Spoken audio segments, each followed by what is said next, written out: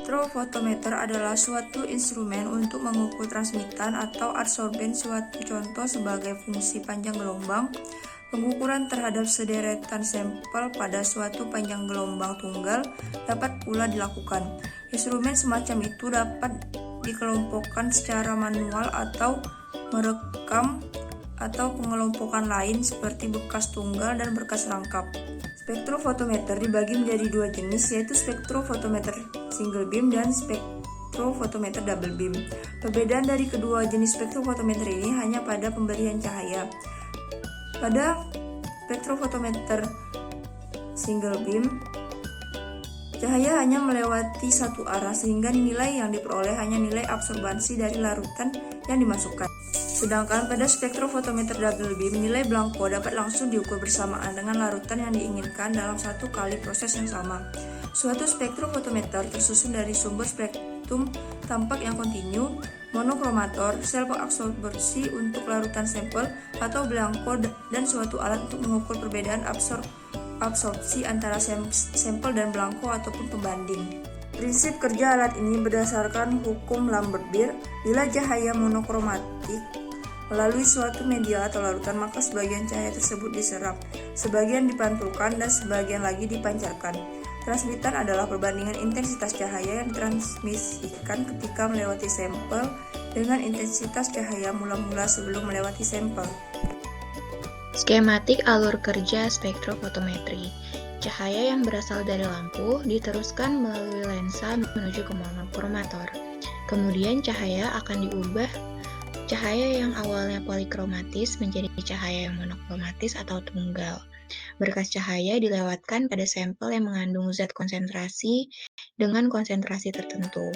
Cahaya yang terbentuk ada yang diserap atau diabsorpsi, dan ada pula yang dilewatkan. Cahaya yang dilewatkan kemudian diterima oleh detektor. Cahaya yang diterima akan dihitung, dan untuk mengetahui cahaya yang diserap sebanding dengan konsentrasi zat yang terkandung dalam sampel, sehingga akan diketahui konsentrasi zat dalam sampel secara kuantitatif. Bagian-bagian spektrofotometri. Yang pertama, sumber cahaya. Sumber cahaya yang sering digunakan adalah lampu Wolfram yang mempunyai keunggulan energi radiasinya tidak bervariasi pada berbagai panjang gelombang. Pada spektrofotometer UV visible biasanya digunakan lampu deuterium dan lampu tungsten halogen. Yang kedua, monokromator. Monokromator adalah alat yang berfungsi menguraikan cahaya polikromatis menjadi beberapa panjang gelombang yang berbeda-beda atau monokromatis. Biasanya, penguraian cahaya ini menggunakan sebuah prisma untuk mendifraksi cahaya. Yang ketiga, kuvet. Kuvet terbuat dari cahaya kuarsa yang sedikit mengabsorpsi cahaya. Kuvet yang terbuat dari bahan kuarsa memiliki kualitas yang lebih baik daripada kuvet yang terbuat dari gelas. Kuvet merupakan alat yang digunakan untuk mengukur konsentrasi reagen yang dibaca pada spektrofotometer. Berbagai jenis bahan kuvet yang sering digunakan di laboratorium, yaitu kuvet gelas dan kuvet plastik. Kuvet gelas adalah kuvet yang terbuat dari kaca dan dapat digunakan berulang-ulang. Namun, pada pengukurannya di daerah UV hanya dapat digunakan kuvet yang terbuat dari bahan kuarsa. Karena kuvet yang terbuat dari bahan kaca tidak dapat mengabsorpsi sinar UV sehingga tidak dapat digunakan pada saat pengukuran di daerah UV.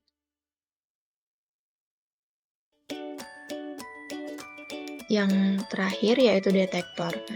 Detektor spektrofotometer mengubah cahaya menjadi sinyal listrik yang besarnya sebanding dengan intensitas cahaya. Peranan detektor penerima adalah memberikan respon terhadap cahaya pada berbagai panjang gelombang. Alat dan bahan yang akan kita gunakan pada praktikum instrumentasi spektrofotometer kali ini yaitu berupa alat. Yang pertama, gelas ukur, kemudian gelas kimia, Erlenmeyer, pipet tetes, buret, labu ukur, klem dan statif, spatula, pH meter, kuvet, timbangan digital, dan spektrofotometri UV vis. Kemudian bahannya ada NaOH, aquades, monopotasium fosfat, dan clindamycin HCl.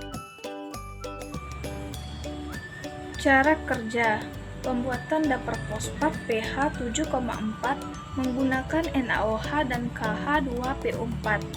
2. Penentuan panjang gelombang maksimum untuk clindamycin. 3. Penentuan kurva clindamycin HCl. 4. Penentuan kadar clindamycin HCl dalam sediaan gel. Contoh perhitungan sampel yang berisi clindamycin yang mempunyai maksimum absorbansi pada panjang gelombang 275 nanometer dapat dilihat sebagai berikut. Biasanya dalam praktikum kimia akan dibuat seri larutan sampel yang sudah diketahui konsentrasinya. Masing-masing larutan sampel dengan konsentrasi tertentu diukur absorbansinya dengan spektrofotometer. Akan didapat nilai konsentrasi versus absorban. Nilai ini kemudian dibuat regresi linearnya, sehingga didapat persamaan yang menghubungkan. Dibuat seri larutan baku dari zat yang akan dianalisis dengan berbagai konsentrasi. Kemudian, kurva yang merupakan hubungan antara absorbansi masing-masing konsentrasi dengan absorban. Masing absorbansi dengan berbagai konsentrasi diukur, kemudian dibuat kurva yang merupakan hubungan antara absorbansi.